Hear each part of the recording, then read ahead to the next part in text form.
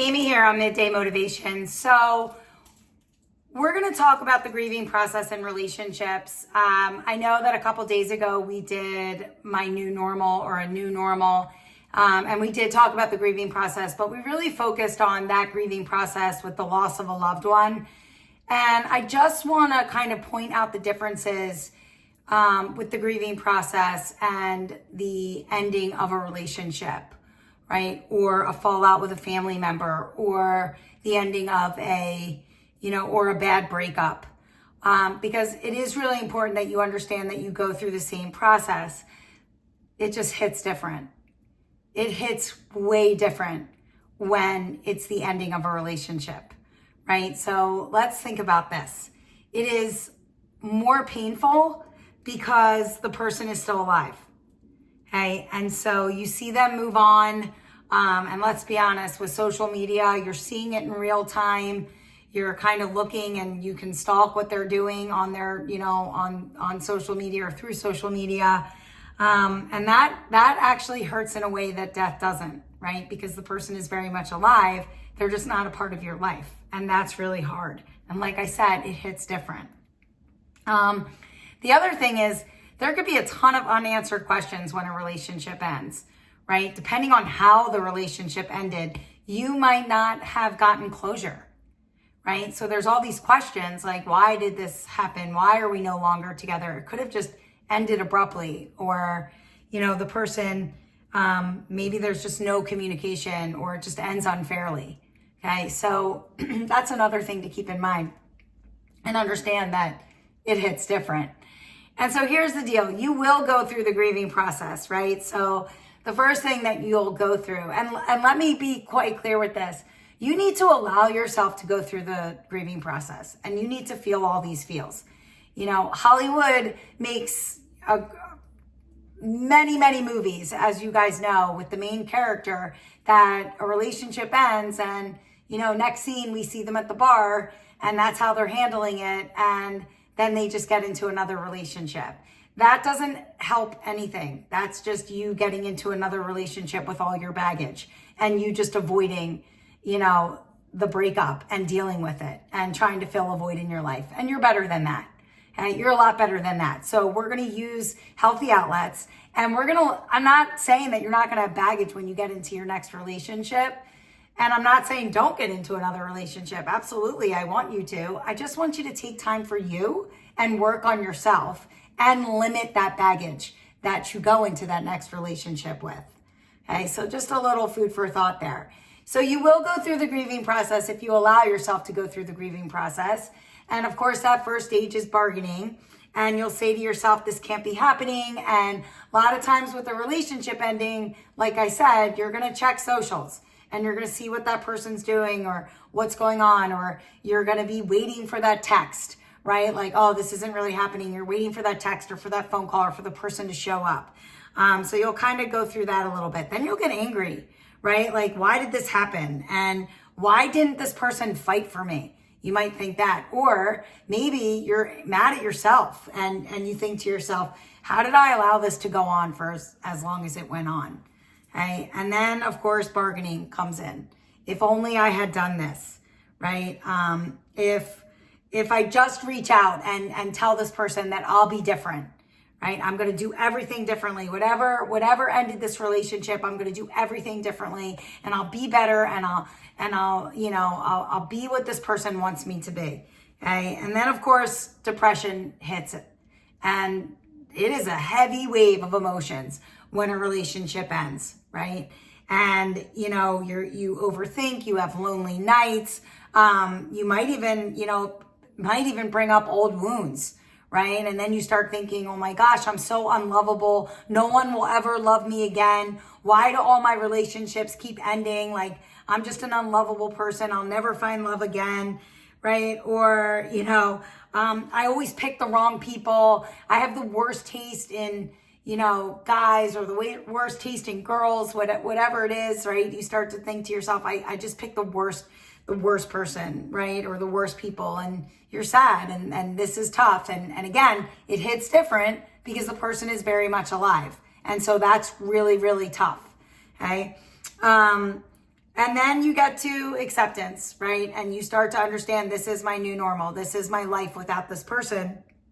And that's hard, right? It's really hard because yes, you're at acceptance, right? But at the same time, as you're going through the grieving process, again, a relationship ending hits different. And the reason why is because I'm going to assume that you're in this relationship and this person is your person, right? They are the person that you want to tell things to when you have a good day. They're also the person that you want to tell, your first phone call when you have a bad day, right? They're your person. They're your soundboard. They're your everything, right? And they're no longer that.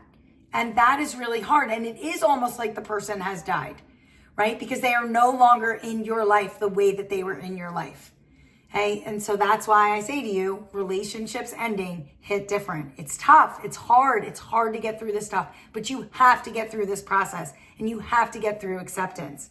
Some things that you might be feeling when a relationship ends is it's like a loss of identity, right? Because you were with this person for so long, so you don't know how to just be you and be who you are because you were this couple. It was this person and you were a package deal. And so that's really difficult. And it feels weird with your friends and not being able to do the couple thing. And it's just like a little bit of a loss of identity. And you kind of like don't know who you are without this person, and you got to find that person again. Okay, because you are someone and you matter, and you got to find who you were before you got into this relationship, right? Like, what did you give up to be in this relationship, or what did you put on pause to be in this relationship? You got to find that again. Right? The other thing is, that loss of shared future, right? Like all these plans that you had, all these future plans, all these dreams, all these, things that you were going to do together, the routines that you had together, tough, right? Because they're no longer there. And this is where like a lot of those triggers start to come into play, right? You'll hear songs, or it'll be a certain date, or you'll smell a certain smell, or you'll be in a certain, place, and it'll bring up all these memories. And again, mini funerals, right? Acknowledge it.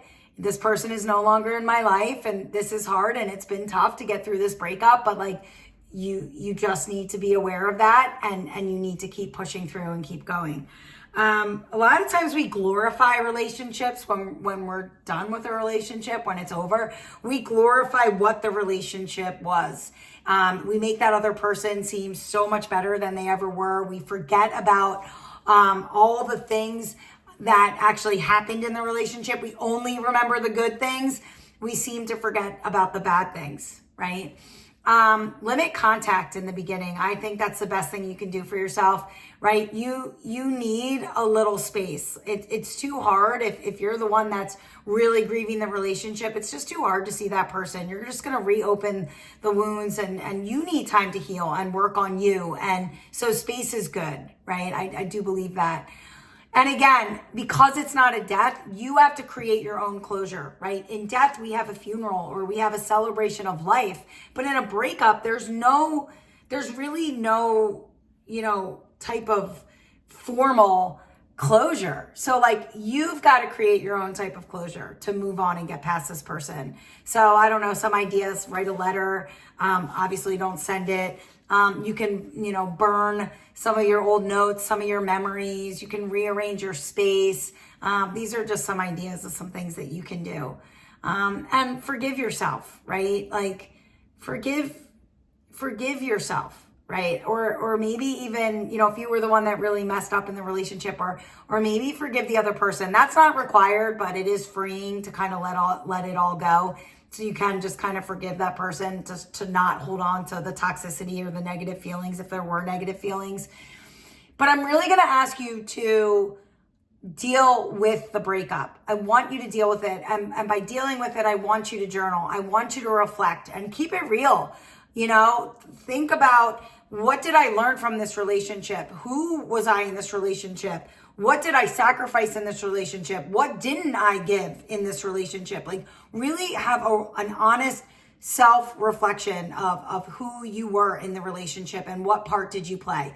And what did you learn out of this relationship? What things do you like? What things did you like in the relationship? And what things did you not like in the relationship? You need to go through that reflection. The only way to get through it is through, and you have to reflect. Again, don't be that person that just gets into other relationships. You break up, you fill the void. That is not a good thing to do. You've got to sort it out and figure out, right? Relationships are like stepping stones, right? To get you to that ultimate relationship.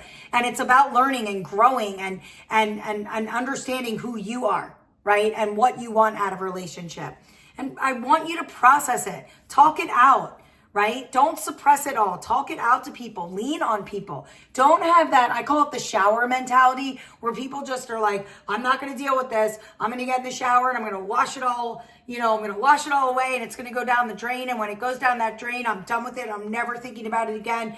And it's over. Okay. If you can do that and you can actually move on, but a lot of times those feelings are just suppressed and they're there just waiting. And then certain triggers happen, and then, brings up a lot of anger and different things. And that's not good.